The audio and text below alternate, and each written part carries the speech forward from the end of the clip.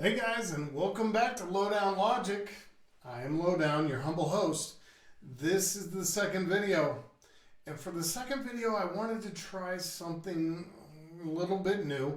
I don't know if these ideas are going to work. Some of them might, some of them might not. So who knows if this portion will make it through to, future videos. But for right now, I'd like to do kind of an interactive thing where I highlight some of the comments from the previous video that made me smile and some that didn't. First of all, special mention for two comments in particular that really got at the heart of the content of the last video. They really kind of they were really insightful and brilliant. And those two comments came from Maverick and Sweater Fan. So I want to acknowledge you two. Great comments on the content. I appreciate you. So the following are comments, like I said, some that made me feel good and some that made me cry. Alone. At midnight.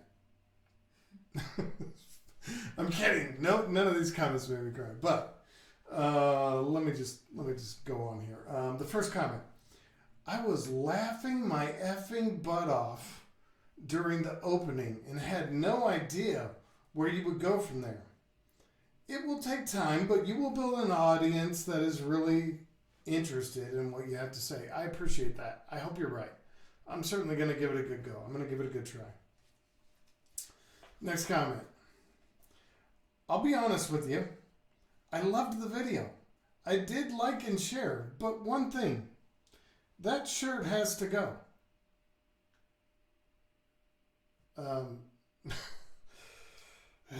Okay. All right. Next comment. Let's try to move past that. Too much color in your background.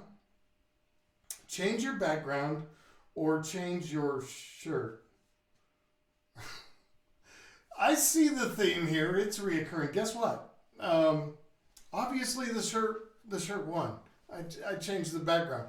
Now my background looks like it's part of a printing press, and I don't even mind that. That's fine.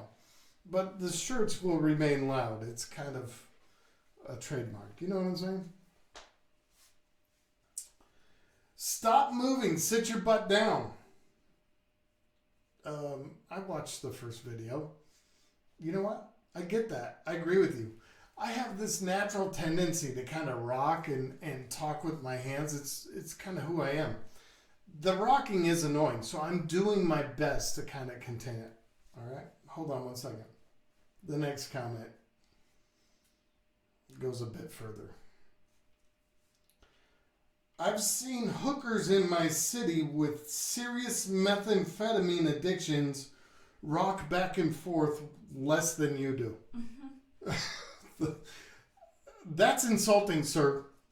You, sir, are a very funny man. That was good. Sorry, what can I do? I mean, it is what it is, right? By now, you certainly have noticed in the reflection on my glasses, there's a ring light that I stole from my 14-year-old daughter. Because several of you commented on the lighting, and I would like to mention those comments now. Just one thing. You need a selfie ring light. Now, listen, that was an honest comment. I don't know why. You want to light this face up more? You want to see more of it? I get it, I guess. Yeah, let me put it out on Front Street. It's weird, though, but okay, here's the next one. I watched your YouTube video on my big screen in my living room. Really? I'm flattered. Or I'm fatter, one or the other. I probably am fatter on a big screen, I'd imagine. I'm surprised your TV didn't fall down. Anyways. Okay. I watched your YouTube video on my big screen in my living room. The glare from your forehead scared my chihuahua and made my 3-year-old cry. That's funny to you? Look, that's plain insulting, but it's also very comical, so I appreciate you as well. Last comment, maybe I think it's a runner-up. It's one of the better comments. I think I might be showing my age here.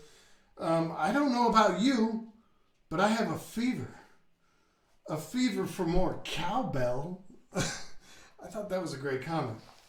Enough with the comments. Now let's get into content. Okay, guys. So now for the content, right? Now for the meat and potatoes of what the channel's really about. This is the part that's really challenging because here's the thing. The channel is about the looming economic collapse. It's going to happen. There is going to be a 60 to 80% market correction. And people can't handle that. People can't handle that truth. They don't want to hear that. But there's no doubt about it. It's coming. The news is not good for our economy. So how do you begin to talk about the economy and the looming economic collapse and still keep things light? It's near impossible. I'm going to try my best, but man, that's hard to do, right? I can watch the viewers like dropping off right now like bricks. The problem is this, is that what I'm about to talk about is really important, and it's going to affect each and every one of you. Like, it will affect you personally. And knowing is half the battle. And yes, I'm a fan of G.I. Joe, right? Was that G.I. Joe? I think it was. Anyways, I got distracted there. The point is this, is that I'm going to start off this channel every time letting you know that there is an economic collapse coming. And I want to share with you what myself and my family are doing to protect ourselves in the event that this thing comes real soon. So you can hopefully, protect yourself and your family. But first I have to validate that. I have to give you a reason why I believe that's coming. Well, there's a couple different reasons. The first reason would be because our national debt is at $27 trillion and we're pretty much insolvent as a nation. We can barely, imagine this, if America was an individual and our national debt was a credit card, we can barely pay our bare minimum. Like, we can barely just pay the interest. Okay? That's where we're at as a nation. We can barely pay the interest on the debt on that credit card. So this puts us in a real big bind. And the reason it puts us in a real big bind is because when you have that type of debt where you're just making the bare minimum payments, you can't afford for the interest rates to go up. If interest rates go up, well, now that bare minimum payment goes up and you were just trying to make the minimum payment, but now you're paying even more. You're never really getting at the heart of your debt. That's where we are. And that's why the Fed can't raise the interest rate. Ever. We can't even like stomach a 1 to 2% increase in the interest rate. Like, that would just blow away our ability to even service our debt. So what are we doing? We're printing. We're printing at crazy, crazy levels. In 2008, when things were crashing, I remember all the uproar, especially from fiscal conservatives that are no longer even around. They're like they're dang near extinct. You can't find a fiscal conservative in Congress. Not one that won't fold. Anyways. $800 billion in 2008. Fiscal conservatives were in an uproar. Oh my Lord. Guys, this pales in comparison.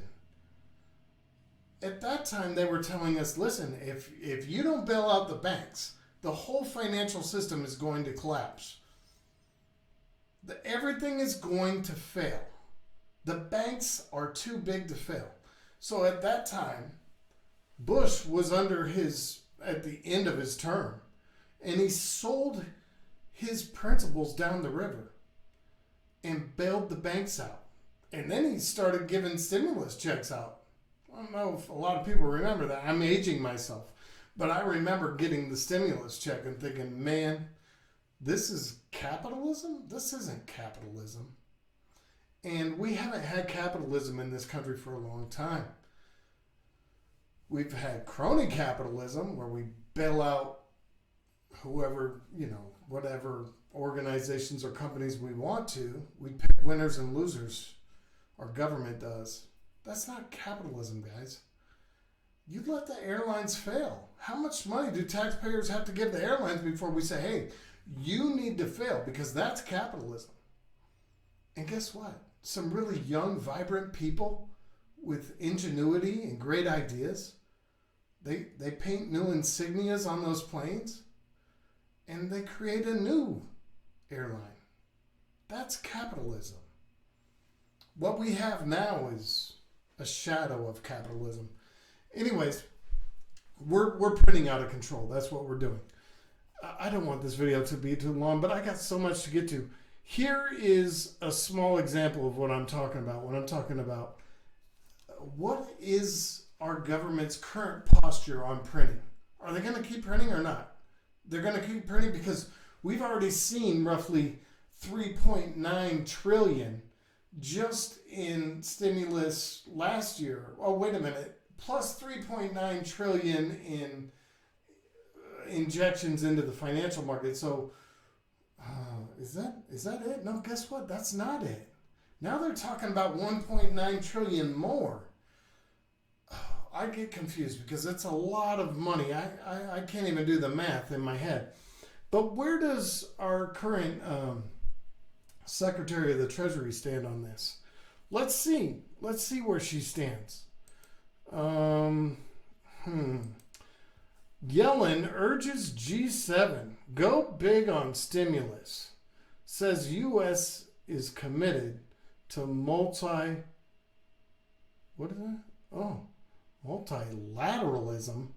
That's a big word for globalism, isn't it? I don't know. I could swear that's globalism. Anyways, she's urging other countries, other economies. It's time to go big on stimulus. That's kind of the order of the day. Look at what her predecessor says. So her predecessor, a man of a previous administration, certainly this gentleman will be somewhat of a fiscal conservative, somebody with common sense, understands that we can't print our way out of this, right? Well, let's see. Her predecessor, Steve Mnuchin, what did he say when he was interviewed September 14th of 2020? What did he say? When somebody said, sir, what do you think about all the money we're printing? What do you think about our growing deficit? He says, now is not the time to worry about the fiscal deficit or Fed's balance sheet. Really? When is the time to worry? When the economy's doing good? Because according to the administration that he worked for, we were in the greatest economic times of all time prior to the health crisis, right? So what did they do when they were in those great economic times? Did they cut spending and use their taxes to pay down the deficit? No, they didn't. So if there's ever a time to worry about what the fiscal deficit is, it's certainly when you're in the good times, right? But our government never does that. So no, they didn't. In fact, they cut taxes. And none of our tax revenue went to paying down the debt or anything responsible. There was still no adult in the room, and there's not an adult in the room now. In fact, the only adult in the room now is saying, listen, I'm going to pay for your college. That you took out a loan and you agreed to pay it back, but don't worry about it. Daddy's going to take care of you. The government is not going to take care of you. It doesn't work like that. our money is going to become worth nothing. Did you know? The more you know. Look at this. 23.6 of all US dollars were created in 2020. That's almost a quarter of all US dollars were created in 2020. How in the world do you not think we're going to have inflation?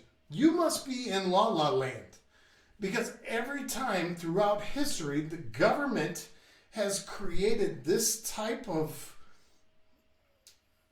liquidity in the market. It's always resulted in consumer price hikes. Consumer price hikes will be the end game.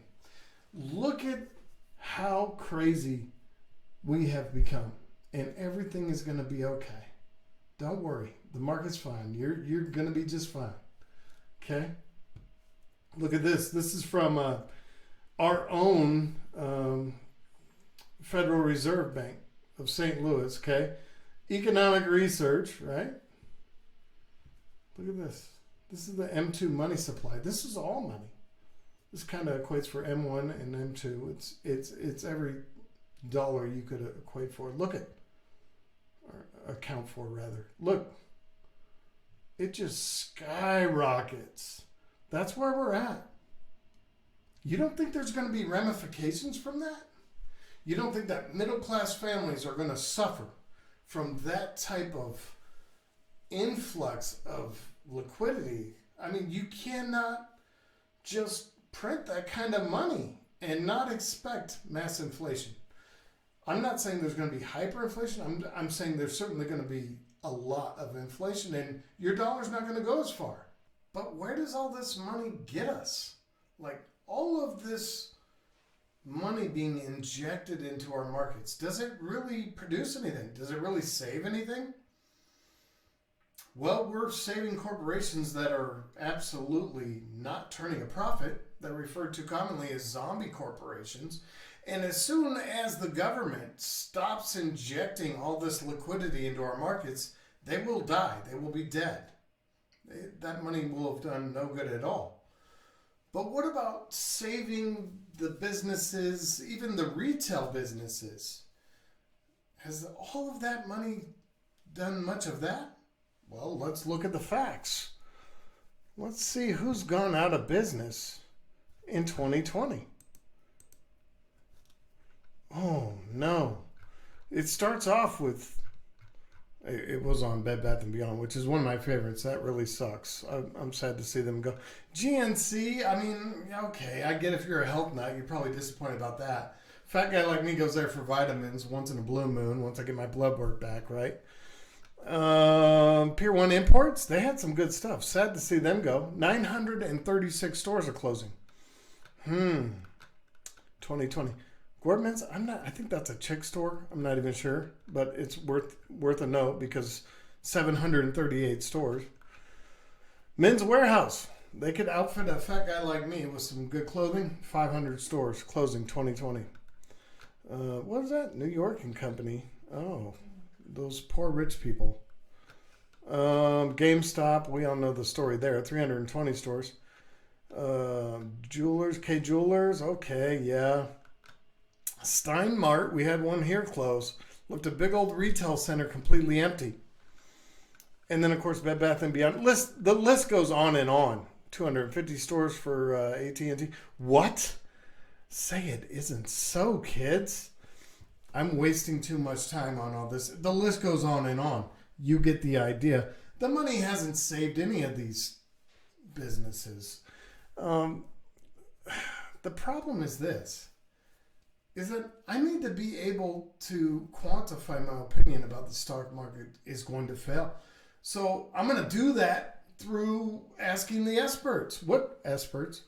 The experts. What do the experts say? I want to know. Maybe you do too. Let's see.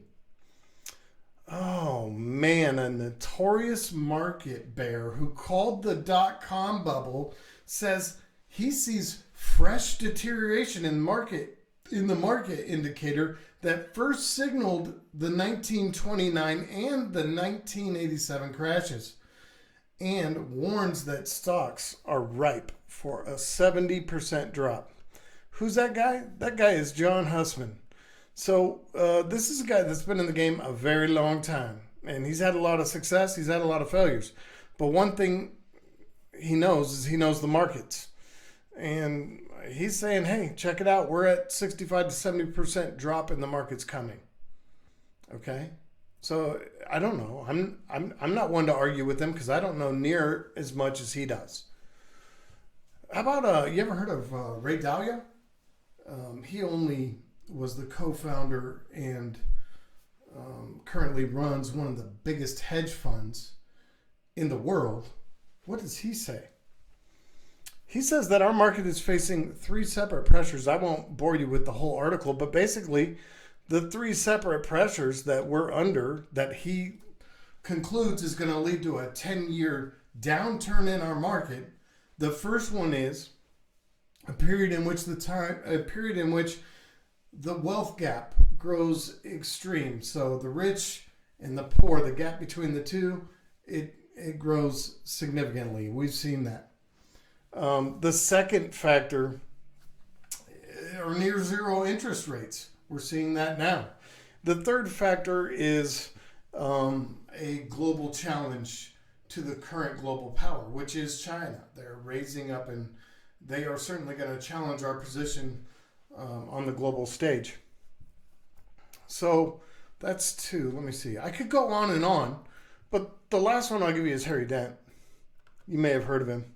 He predicted the crash in 2008. Market crash coming 2 to 3 years. Economy is already dead. Okay? Now, these are brilliant people, and you can check out each one of these people I just mentioned have their own YouTube channels. And they're incredibly smart people that know a lot about the markets.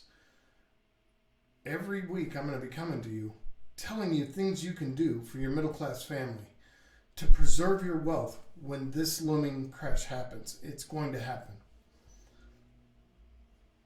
Listen, I want to hear your feedback. If you liked the video, give it a thumbs up, subscribe. If you didn't, hit thumbs down and tell me why. Tell me your position. Do you agree with the things I said in this video? Do you disagree? Let everybody know where you're coming from. Some of the smartest people out there are always going to be in the comment box. I'd love to hear from you. Until next week, I'll talk to you soon.